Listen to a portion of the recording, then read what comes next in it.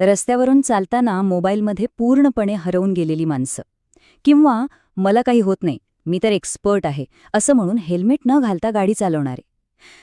ही दृश्य आपल्या सगळ्यांच्याच ओळखीची आहेत, नाही का? हो, अगदी. आणि गंमत म्हणजे या सगळ्यांच्या मागे एक विचार मात्र अगदी समान असतो.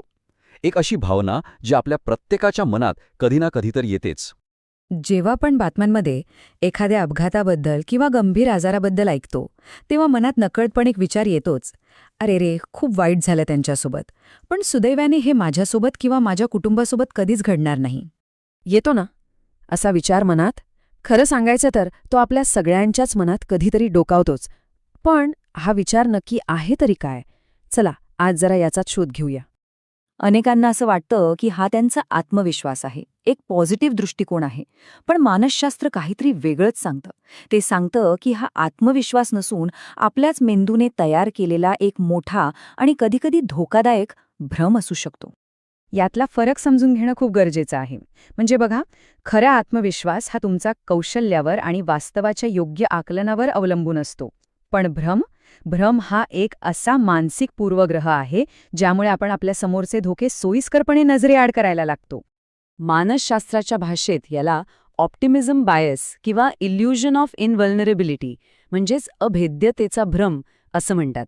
आता सोप्या शब्दांत सांगायचं तर ही एक नैसर्गिक मानसिक प्रवृत्ती आहे ज्यामुळे आपल्याला वाटतं की इतरांच्या तुलनेत आपल्यासोबत काही वाईट घडण्याची शक्यता खूपच कमी आहे.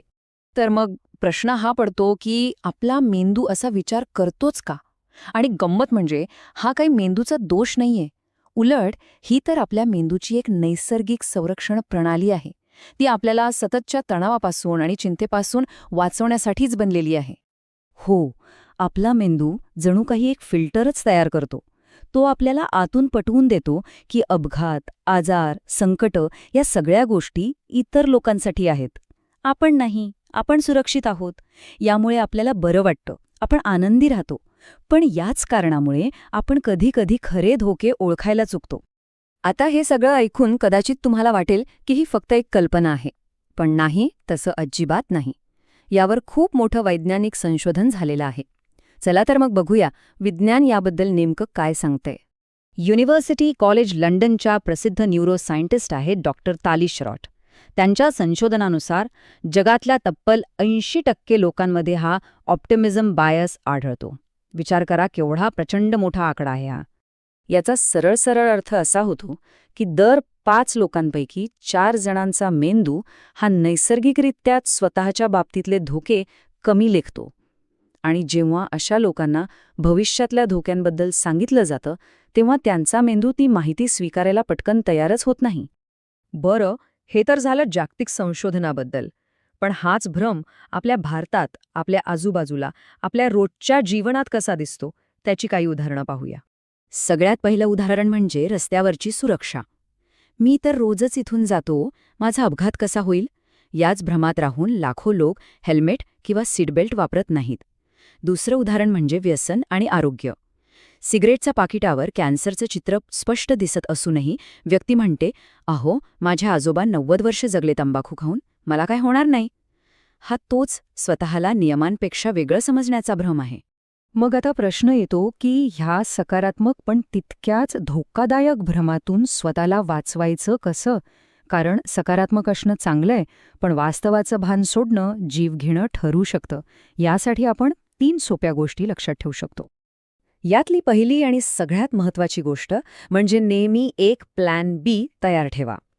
मला आजार होणार नाही हा विचार ठीक आहे, पण खबरदारी म्हणून हेल्थ इन्शुरन्स काढणं ही वास्तवाची गरज आहे. दुसरी गोष्ट, नियम स्वतःसाठीही आहेत हे लक्षात घ्या. निसर्गाचे आणि ट्रॅफिकचे नियम सगळ्यांसाठी सारखेच असतात.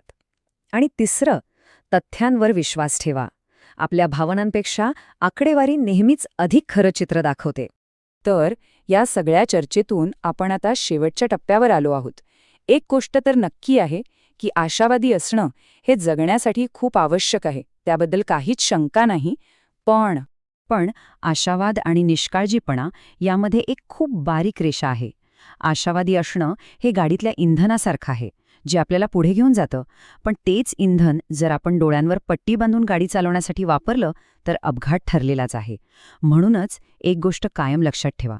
भविष्याची आशा नक्की बाळगा, पण वास्तवाचं हेल्मेट नेहमी डोक्यावर असू द्या. मनाचे खेळ. आजच्या या महत्त्वाच्या विषयावर माहिती दिल्याबद्दल आम्ही मानसतज्ञ डॉक्टर अजित पाटील यांचे आभारी आहोत. अधिक माहितीसाठी आपण त्यांच्याशी संपर्क साधू शकता. परीस फाउंडेशनचा हा माहितीपट पाहिल्याबद्दल धन्यवाद. मनाचे खेळ, परीस फाउंडेशन.